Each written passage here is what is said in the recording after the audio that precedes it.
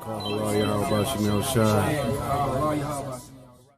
Call Yahweh Shemel Shai. Shalom. First and foremost, I want to give all honor and glory to Yahweh Bahashem, Yahweh Shai Bahashem, Rachahakwadash. Double honor to the apostles and elders, great millstone, who rule well and teach well to us younger brothers in his truth. Peace and love to the elect men that scattered across the four corners of this earth. And shalom to the new multitude, consisting of you so-called Negroes, Latinos, and Native American Indians, and you Israelite foreigners who are scattered amongst these heathens who may look like these heathens, but spirit goes back to an Israelite. This your brother, your Nar Allah, from the GMS Memphis camp, coming again, Lord willing, with another edifying lesson, just going into a new heaven for us, and Yahweh Ba'ashem Yahweh Shai, where it dwell righteousness, man. And I want to start off with Isaiah 65:17. For the Lord Yahweh Ba'ashem Yahweh Shai promised us that what he would create a new heaven and a new earth, which is what this new heaven, which is ultimately what goes into a new rulership, and our rulership of what the nation of Israel being established again, okay, forever and forever. And it's going to be on the earth, and the earth is going to be renewed in righteousness and restored in righteousness under the power of Yahweh Ba'ashem Yahweh Shai, okay, Yahweh Shai being the King of Lord of Lords, okay, and right under him King David, okay, and the rest of the elect men, man, okay, that will rule this new heaven, new earth in righteousness, okay. But Lord willing, let's get into it. And Lord willing, this lesson is edifying through the spirit and power of Yahweh Shemel Shai. So this is Isaiah 65:17. So it says, for behold, I create new heavens and a new earth, and the former shall not be remembered, nor come into mind. And that's right. The Lord Yahweh Ba'ashem Yahweh Shai is going to create us new bodies, okay? And all those former things that we had went through, hey, they're going to be forgotten about, right? And it says, but be ye glad and rejoice forever in that which I create. For behold, I create Jerusalem, and Jerusalem is a people before it's a place. And this Jerusalem is talking about the Israelites, you so-called Negroes, Latinos, and Native American Indians, okay? It says, a rejoicing, and her people a joy. And I will rejoice in Jerusalem, and that I, as Yahweh Ba'ashem Yahweh Shai, and joy in my people. And the voice of weeping shall be no more heard in her, nor the voice of crying. That's right. Because the Lord Yahweh Ba'ashem Yahweh Shai, he's going to take away all those things away from us. Okay, he's going to take away pain. He's going to take away sorrow. Okay. What the hell? Turn that shit off. Say, he's going to take away pain. He's going to take away sorrow. Okay. So, the scripture I want to get is in 2 Peter's.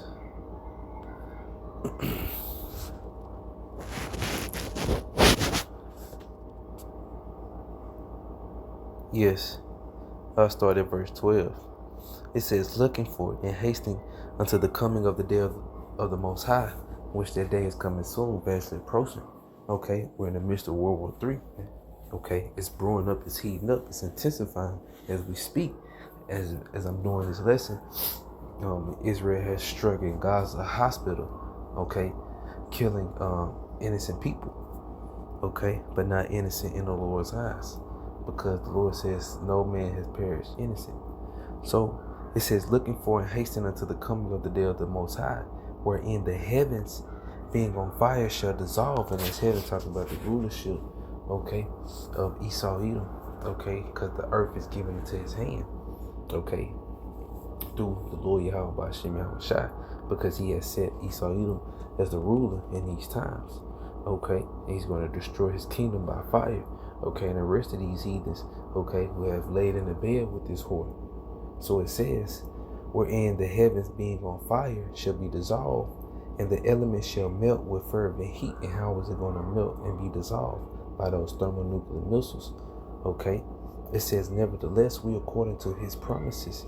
And who was there? His, okay, the Israelites, mainly the elect, okay, starting with the 144,000 and the rest of the men, women, and children, okay.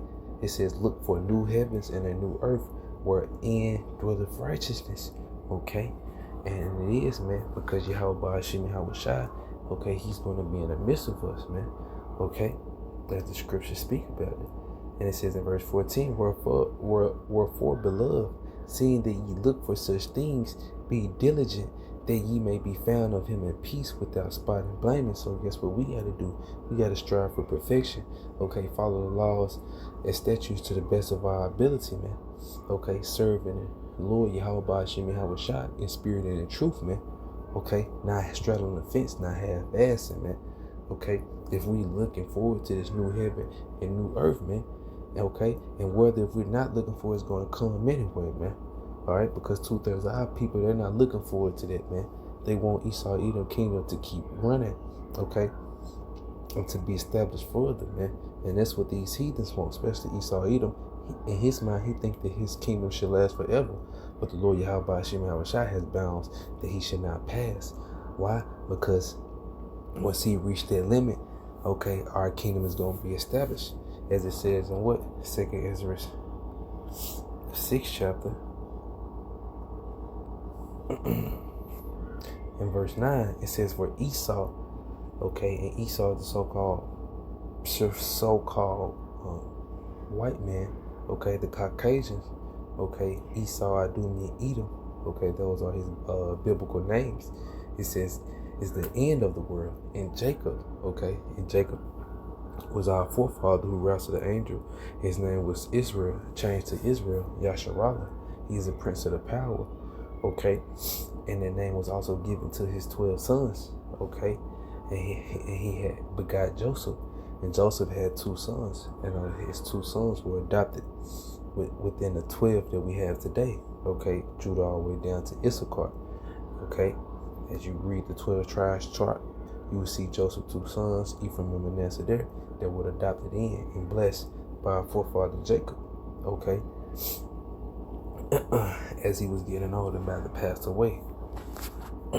So, just going back to we gotta finish it off. So like it, and Jacob is the beginning.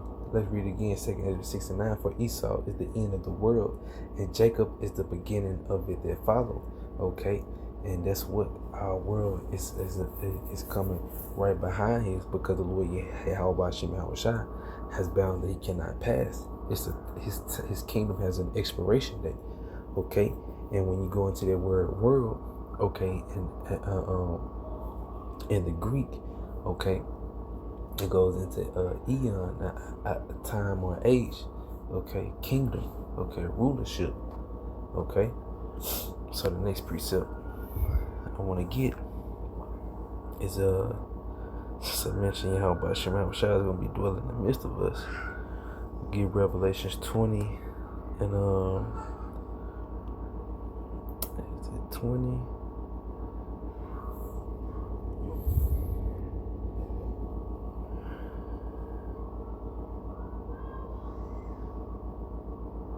Yeah, I started 4, and it says, and I saw thrones, and they that sat upon them, and judgment was given unto them, and I saw the souls of them that were beheaded for the witness of Yahweh Shai, and for the word of the Most High, and which had not worshipped the beast, neither his image, neither had received his mark. And their mark is what? The charagma, which is the RFID microchip, okay, upon never received his mark upon his forehead or in their hands, and they lived and reigned with Hamashiach 1,000 years. Okay, and that's when our kingdom's gonna be established. But those is for the elect that's gonna be delivered in each time, because we know 2/3 of our people, they're gonna cut off and die. Okay, and they're gonna taste of thermonuclear missiles. Okay, that fire, as it speaks about. Okay.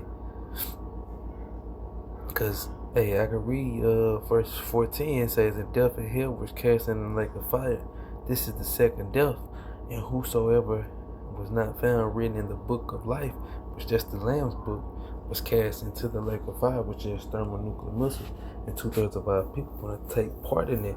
But after that, guess what? They're going to be reborn again into that new heaven and that new earth that's for us, okay, and given to us by Yahweh Ba'ashem Yahweh Shai.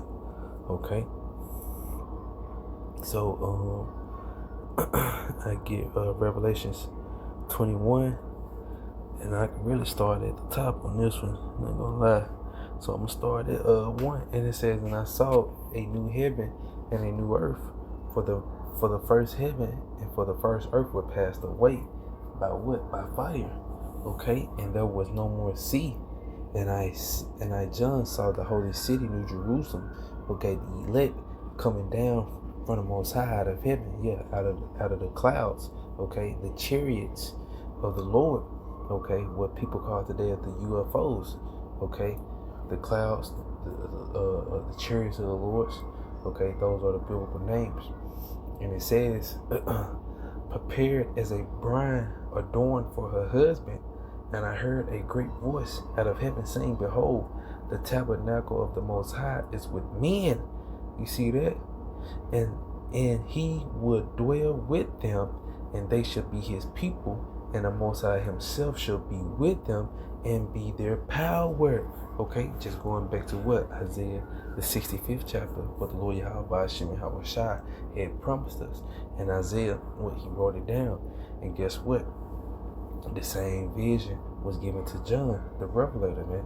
Okay, on the island of Patmos, man, and he wrote it down. Okay, and this is thus saith the Lord. Okay, this is a promise that's about to be fulfilled. Okay, whether you're looking for it or not, the new heaven, new earth is about to be established for us real soon, man. Okay, but guess what? The elect, they're looking for it. Okay, and they're hoping for it, and we see it. Okay, every day we wake up, we're one day closer to the kingdom of heaven, man. Okay, wherever we do righteousness, man. Where it says what?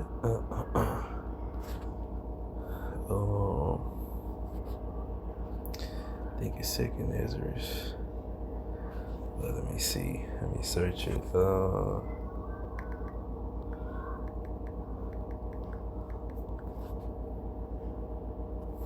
It was 7. This is 2nd Ezra 7, and I started at verse 43. It says, but the day of doom shall be the end of this time, and the beginning of immortality for to come, where incorruption is past. And you see, in the day of doom, okay, it's near, man. Okay, and the day of doom is another name for what? The day of the Lord. Okay, where he's about to lay his indignation. Okay, and it says in verse 44, intemperance is at an end, infidelity is cut off, righteousness is grown, and truth is sprung up. See, the truth is springing up, man. Okay, this word is going out. The enemy cannot do nothing about it, man. Okay, you cannot do nothing against the truth, but for this truth. So verse 45, it says, then shall no man be able to save him that is destroyed. Okay, why? Because it's already set up for him to be destroyed. And it says, nor to oppress him that have gotten the victory. Okay, and who is that that's going to get the victory? Okay, the elect. But what? Esau, Edom, 2/3 of our people, and the rest of these heathen, they're going to be destroyed. Okay, they're not going to receive salvation. The Lord is only going to do 2 things when he come back: deliver his elect and destroy the rest, man. Okay, and that's what's about to come, man, here very soon. And after that, what? The new heaven for us. And at us, it's YisraELITES, you so-called Negroes, Latinos, and Native American Indians. Okay, the Israelites. Okay, the Hebrew Israelites. The Yahweh Shai is about to establish that here for us very soon. So keep fighting to the end. And Lord willing, this lesson was edifying. So once again, I want to give all honor and glory to Yahweh Shai, double honor to the apostles and elders, great millstone, who rule well and teach well to the younger brothers in truth. Peace and love to the elect men that scattered across the 4 corners of this earth, and shalom to the innumerable multitude, consistent of you so-called Negroes, Latinos, and Native American Indians, and you Israelite foreigners who are scattered amongst these heathens, who may look like these heathens, but spirit goes back to an Israelite. Abal, Kwame Asharala, Shalom.